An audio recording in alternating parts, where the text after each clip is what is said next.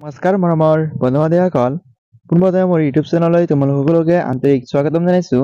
আজি মই নৱম শ্ৰেণীৰ সমাজ বিজ্ঞান পলিটিকেল অৰ্থাৎ ৰাজনীতিক আৰু অৰ্থনৈতিক বিজ্ঞানৰ প্ৰথম অধ্যায় ভাৰতৰ ৰাজনৈতিক দল অলৰণিৰ কুৱেশ্যন আনসাৰ কেইটা আমি আলোচনা কৰিম। তোমালোকে ভিডিঅ'টি শেষলৈকে সম্পূৰ্ণকৈ চাই লোৱা। আৰু যদি মোৰ চেনেলত নতুন আহিছা তেনেহ'লে চেনেলটি ছাবস্ক্ৰাইব কৰি ৰাখা, ভিডিঅ'টি ভাল লাগিলে এটা লাইক কৰি দিবা। আহা এতিয়া আমি অলৰণিৰ কুৱেশ্যন আনসাৰ কেইটা চাই লওঁ। প্ৰথম কুৱেশ্যন আনসাৰ কেইটা অতি চমুত্তৰ প্ৰশ্ন। প্ৰথম কুৱেশ্যনৰ এনসাৰ কেইটা অতি চমুকৈ দিবলৈ দিছে। চোৱা, 1 নম্বৰ কুৱেশ্যন,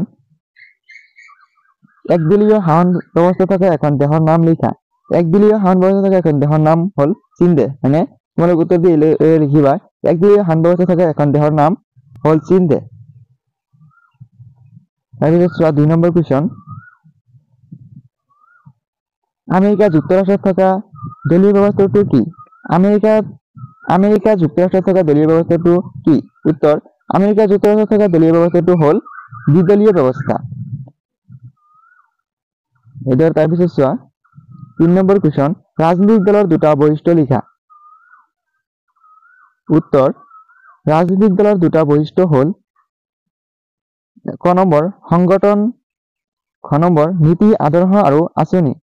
নীতি আদৰ্শ আৰু আঁচনি কেনেকৈ লিখিবা। তাৰপিছত চোৱা 4 নম্বৰ কুৱেশ্যন,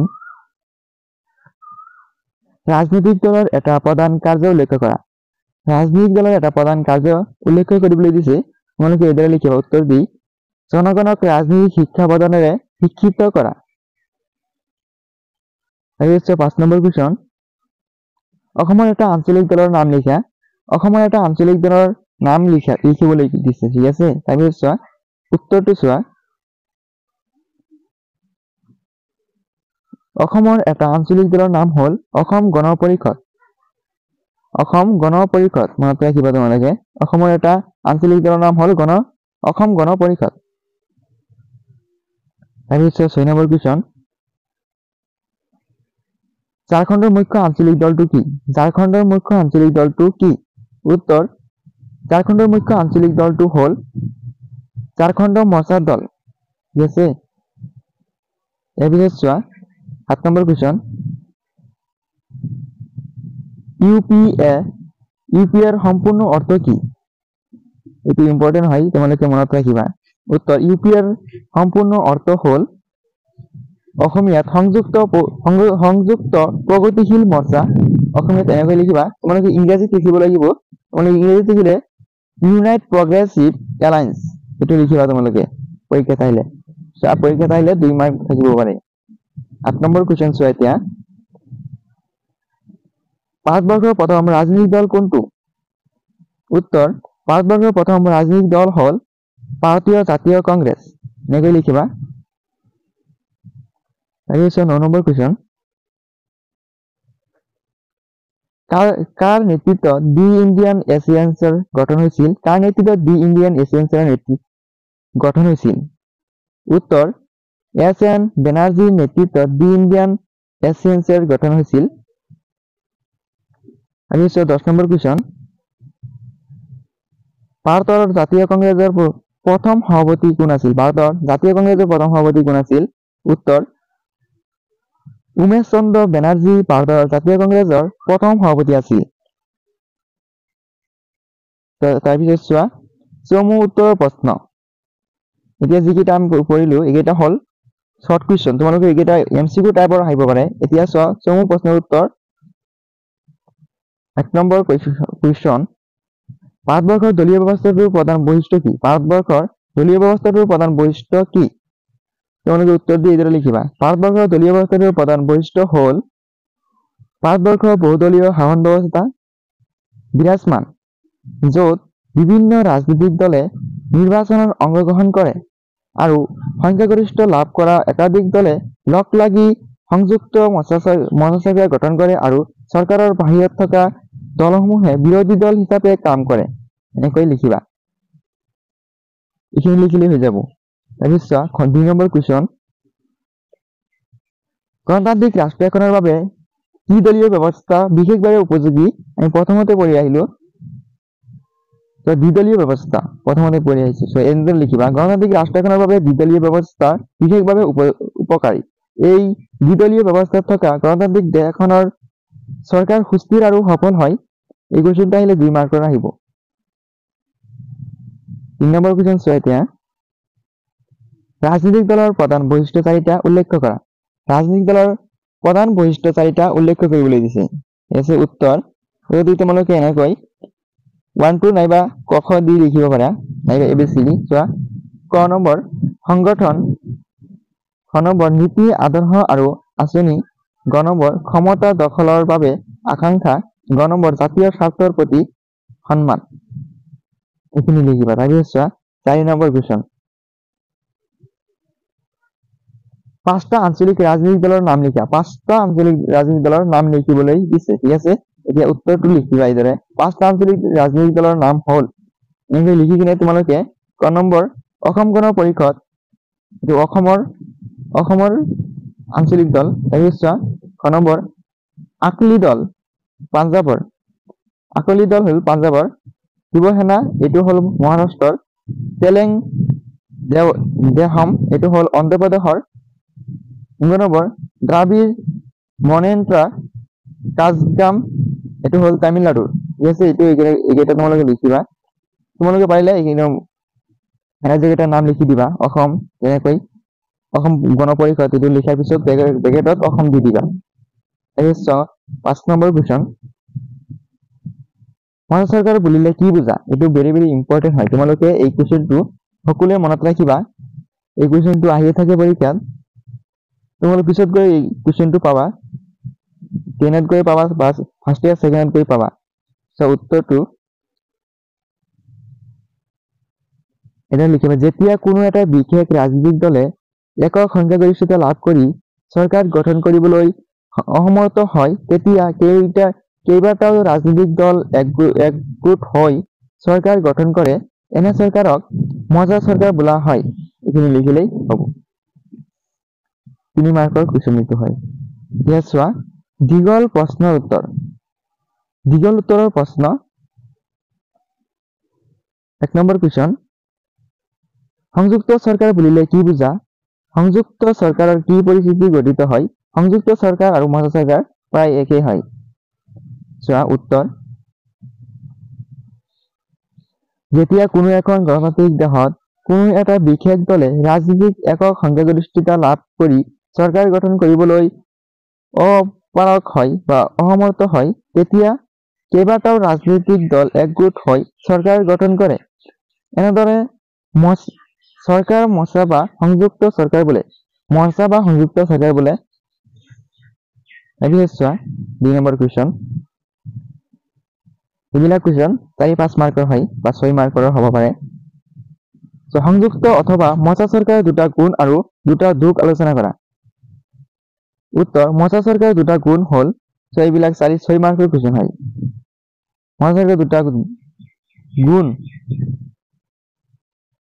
1 নম্বৰ দি এতিয়া লিখিবা ৰাজহুৱা ধনৰ অপব্যৱহাৰ হ্ৰাস। এইখিনি লিখি কিনে তলত আণ্ডাৰলাইন কৰিবা। এটা নিৰ্বাচন অনুষ্ঠিত হৈ যোৱাৰ পিছত চৰকাৰে গঠনত জটিলতা আহিলে দেশে আকৌ এটা নিৰ্বাচনৰ সন্মুখীন হ'ব লগা হয়। এনে পৰিস্থিতি দেশৰ বৃহৎ নিৰ্বাচনী ব্যয় মৰ্চা চৰকাৰৰ গঠনে দেশক ৰক্ষা কৰে। এইদৰে মৰ্চা চৰকাৰ গঠনৰ প্ৰক্ৰিয়াই ৰাজহুৱা ধনৰ অপব্যয় হ্ৰাস কৰে। 2 নম্বৰ দি লিখিবা জাতীয় ঐক্য সংহতি ৰক্ষা। এইখিনি লিখিলে আণ্ডাৰলাইন কৰিবা। মৰ্চা চৰকাৰে বিভিন্ন ৰাজনৈতিক দলৰ এখন মজিয়ালৈ অনাৰ ফলত দলবিলাকে নিজা নীতি আদৰ্শৰ কঠোৰভাৱে লাগি নাথাকি বুজাবুজিৰে কাম কৰে, ফলত জাতীয় ঐক্য সংহতি ৰক্ষা হয়।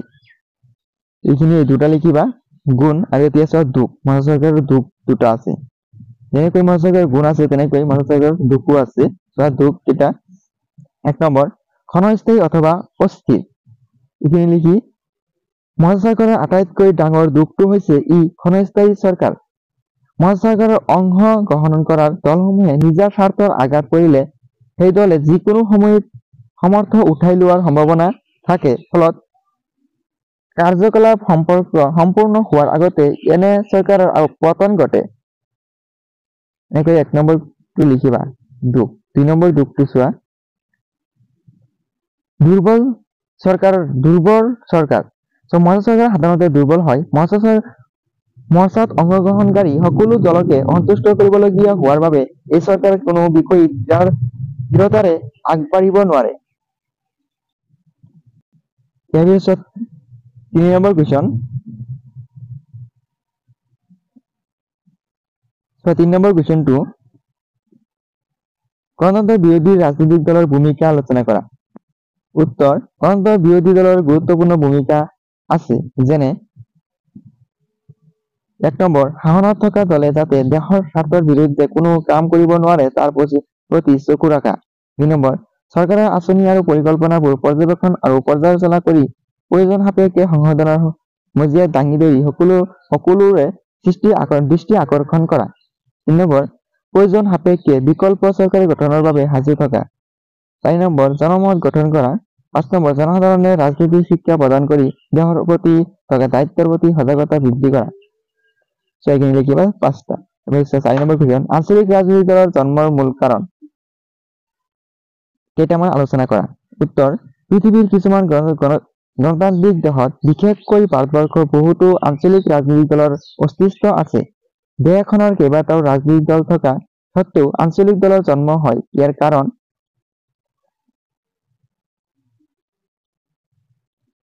ক নম্বৰ, ৰাষ্ট্ৰীয় দলৰ বৈষম্যমূলক নীতি। খ নম্বৰ, সংখ্যালঘু সম্প্ৰদায়বোৰৰ মাজত থকা নিৰাপত্তাহীনতাৰ অভাৱ।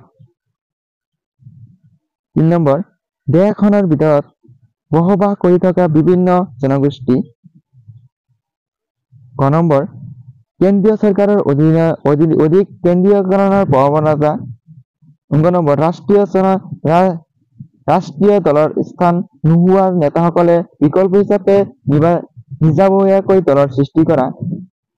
5 নম্বৰ, স্থানীয় সমস্যাৰ প্ৰতি জনসাধাৰণক সচেতন কৰা আৰু সেইবোৰ ৰাজনৈতিকভাৱে সমাধান কৰাত গুৰুত্ব দিয়া। তাৰপিছত 5 নম্বৰ কুৱেশ্যন, গণতান্ত্ৰিক ৰাষ্ট্ৰৰ ৰাজনৈতিক দলৰ প্ৰয়োজনীয়তা সম্পৰ্কে লিখা। উত্তৰ: গণতান্ত্ৰিক ৰাষ্ট্ৰৰ ৰাজনৈতিক দলৰ প্ৰয়োজনীয়তা সম্পৰ্কে তলত আলোচনা কৰা হ'ল। প্ৰকৃত অৰ্থত ৰাজনৈতিক দলৰ ধাৰণাই গুৰুত্ব লাভ কৰে। গণতান্ত্ৰিক ধ্যান-ধাৰণাৰ জন্মৰ লগে লগে ৰাষ্ট্ৰ পৰিচালনাৰ সমৰ্থ বিশ্বতে ৰাজতন্ত্ৰ ক্ৰমাৎ বিলোপ হোৱাৰ তাৰ পৰিৱৰ্তে গণতন্ত্ৰৰ ধাৰণাই বিশেষ গুৰুত্ব লাভ কৰিলে। বৰ্তমান সময়ত গণতন্ত্ৰ আৰু ৰাজনৈতিক দল দুয়োটাই এটা আনটোৰ পৰিপূৰক। ইয়াৰ সৰ্বসাধাৰণ প্ৰশাসনৰ ওচৰত চপাই আনে। চমু অৰ্থত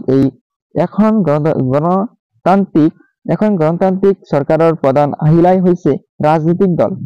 ৰাজনৈতিক দল অবিহনে বৰ্তমান গণতন্ত্ৰৰ ধাৰণা অমূল্য। এই ৰাজনৈতিক দলৰ কাৰ্যকলাপৰ ওপৰতে দেশখনৰ আইন শৃংখলৰ পৰা উন্নয়নৰ সকলো দিশ নিৰ্ভৰ কৰে।